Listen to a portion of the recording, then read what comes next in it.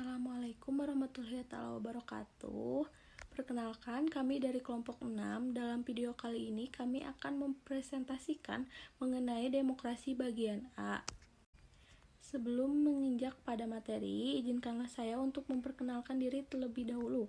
Perkenalkan, nama saya Jahwa Aulia Nur Ajijah dengan NPM 233403320. Kemudian di sini ada rekan-rekan saya. Yang pertama ada Asri Sofariah dengan NPM 046, lalu ada Fuan Fauzia dengan NPM 096, kemudian ada Jijah Sabana dengan NPM 152, dan yang terakhir ada Zahra Mutmainah Effendi. Selanjutnya, langsung saja mari kita mulai presentasi ini dengan materi yang pertama. Baik, di sini saya akan menjelaskan mengenai demokrasi.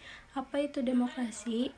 Demokrasi menurut Abraham Lincoln, democracy is government of the people, by the people, and for the people, yang artinya pemerintah dari rakyat, oleh rakyat, untuk rakyat. Kemudian yang kedua ada dari Avan Gafar.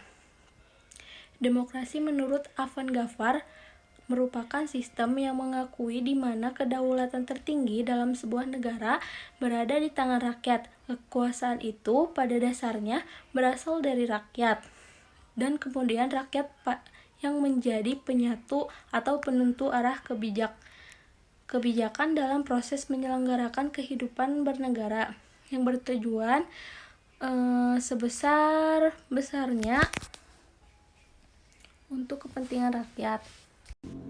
Konsep demokrasi. Demokrasi berasal dari kata Yunani demos yang berarti rakyat dan kratia yang berarti pemerintahan. Demokrasi dapat diartikan pemerintahan dari, oleh, dan untuk rakyat.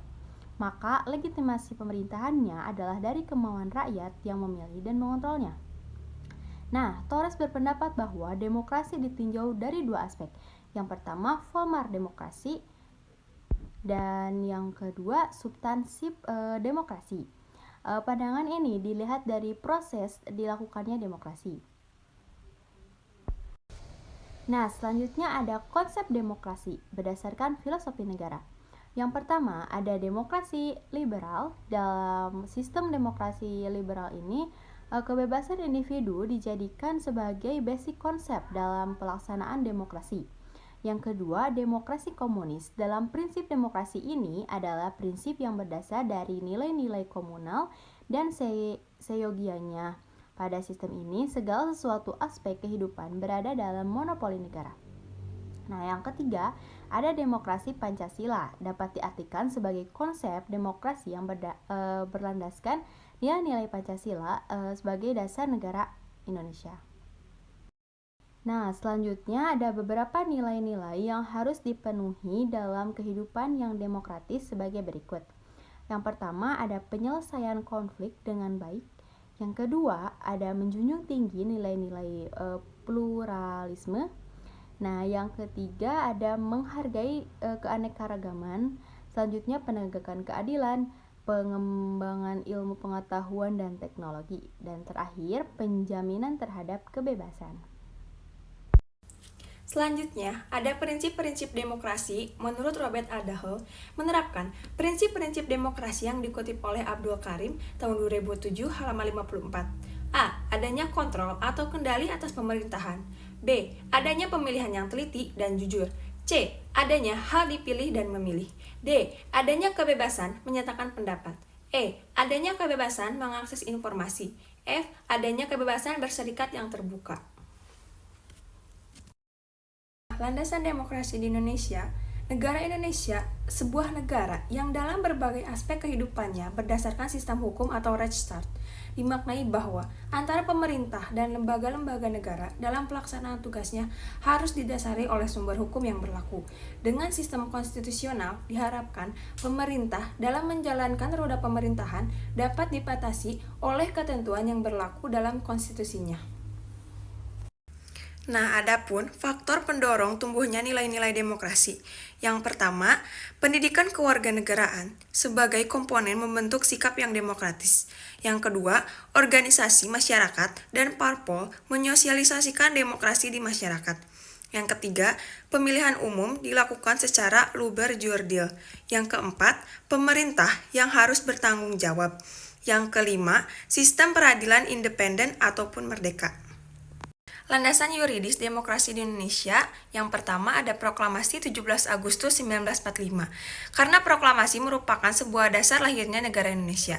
Yang kedua ada Dekret Presiden 5 Juli 1959, yang berisi pengambilan keputusan di mana UUDS tidak diberlakukan lagi, dan Indonesia kembali menggunakan UUD 1945, yang di dalamnya terdapat konsep dasar demokrasi.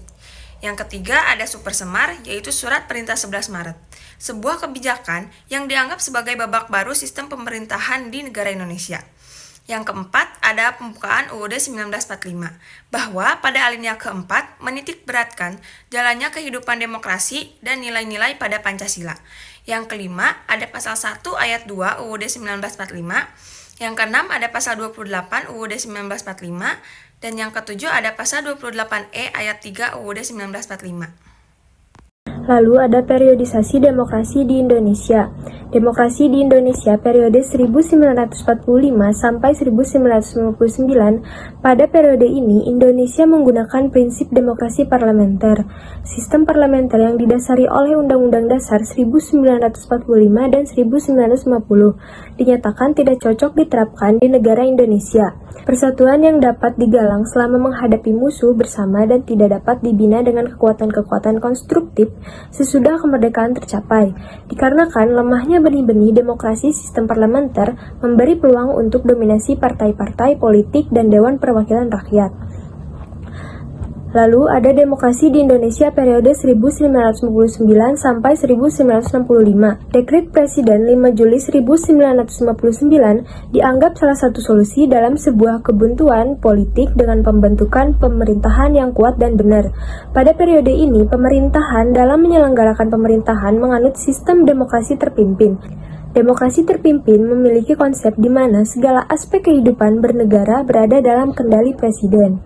Lalu ada demokrasi di Indonesia periode 1965 sampai 1998. Periode ini ditandai dengan bergantinya rezim pemerintahan dari Orde Lama menjadi Orde Baru. Pada periode ini, demokrasi terpimpin digantikan oleh konsep demokrasi Pancasila. Akan tetapi, demokrasi Pancasila yang digalakan oleh rezim pemerintahan pada saat itu dianggap sebagai retorika politik semata. Ketidakdemokratisan pemerintah Orde Baru ditandai oleh dominannya peranan militer, birokratisasi dan sentralisasi, pengembalian keputusan politik, pengambilan peran dan fungsi partai politik, campur tangan pemerintah dalam berbagai urusan partai politik dan publik, politik masa mengambang, monolitisasi ideologi negara, dan inkorporasi lembaga non-pemerintah. Lalu ada periode reformasi. Masa reformasi diinisiasi oleh gerakan reformasi rakyat yang menuntut pelaksanaan prinsip-prinsip demokrasi dan hak asasi manusia secara konsisten. Salah satu tuntutan reformasi yaitu pergantian pimpinan tertinggi negara Indonesia dari tampuk kekuasaan. Kejadian yang menimpa Pancasila secara inklusif, sangat terbuka, dan penuh dengan nuansa hak asasi manusia, berdampak kepada keengganan kalangan tokoh reformasi untuk menambahkan atribut tentang Pancasila, demokrasi yang berkembang setelah jatuhnya rezim Orde Baru, yaitu demokrasi tanpa nama. Baik, di sini saya akan menjelaskan mengenai kasus yaitu tentang pemilihan umum kontroversial. Pemilihan umum di Indonesia merupakan bagian penting dari proses demokrasi, akan tetapi terkadang masih terjadi dugaan pelanggaran dalam pemilihan umum tersebut, seperti penipuan, intimidasi pemilih, atau manipulasi hasil suara. Meskipun Komisi Pemilihan Umum atau KPU melakukan upaya untuk memastikan integritas proses pemilihan, namun beberapa kasus kontroversial masih terjadi di tingkat lokal maupun nasional. Salah satu contoh kasusnya yaitu pernyataan kontroversial Presiden merusak proses pemilu demokratis. Pernyataan Presiden Joko Widodo yang mengatakan Presiden dan Menteri boleh berkampanye dan memihak pada pemilu 2024, dan hal itu berpotensi menjadi alasan pembenaran pejabat negara dan aparatur sipil negara atau ASN untuk berpihak pada kandidat tertentu. Hal tersebut merupakan upaya Presiden Jokowi untuk memenangkan putra sulungnya Gibran Rakabuming Raka, terlihat jelas melalui dari kasus kecurangan pemilu yang melibatkan pejabat dan aparat negara dari berbagai tingkatan.